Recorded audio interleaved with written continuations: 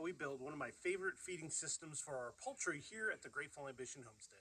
We're going to be building a 5-gallon bucket feeder with feeder ports and a gamma seal lid, which makes accessibility for the chickens and accessibility for the homesteader a breeze. While I throw the supplies up on the screen for this job, I will say we get our buckets for free. We go to the sub shop, and while they might smell like dill pickles, your chickens will think it's a big deal that you gave them this custom feeder.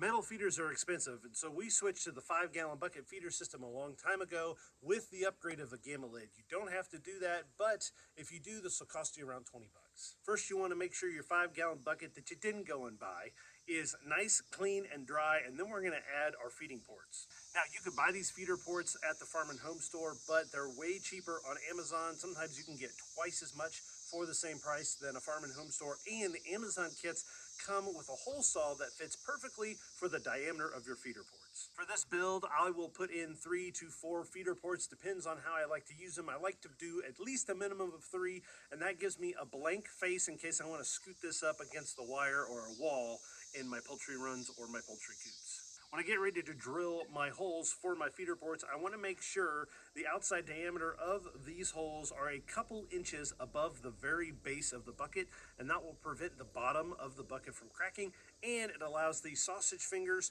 to have plenty of room to screw on the collar that will secure this port in place. This height off the bottom still gives your chickens plenty of accessibility to the feed, and they will get every last pellet. Once I drill these holes, I'm going to go ahead and use a X-Acto knife to clean the burrs off the edges just so I get a nice and secure seal.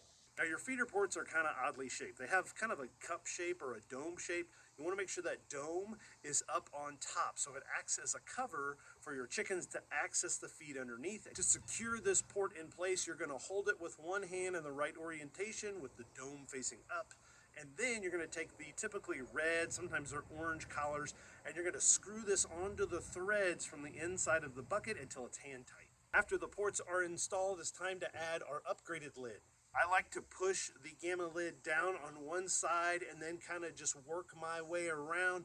And when you get about 3/4 of the way around, it'll finally just boom, all snap in place, but it takes a little bit of elbow grease. In my opinion, makes it a lot easier to keep the pests out and the feed in, and it's really easy to just unscrew that, dump your feed in, and close it back up. We use this for our meat chickens. We'll use this for our ducks or our chicks as they're starting to grow and they can access a little bit larger feeder. We use them all over the homestead. You can set these on cinder blocks, you can set them on the ground. I tend to prefer to actually hang these so the mice stay out of them. Guys, it's hot. Can you see it on my face? It's hot. So do like the pigs. Find a shady spot, lay down and relax, and watch another one of these awesome videos from the homestead.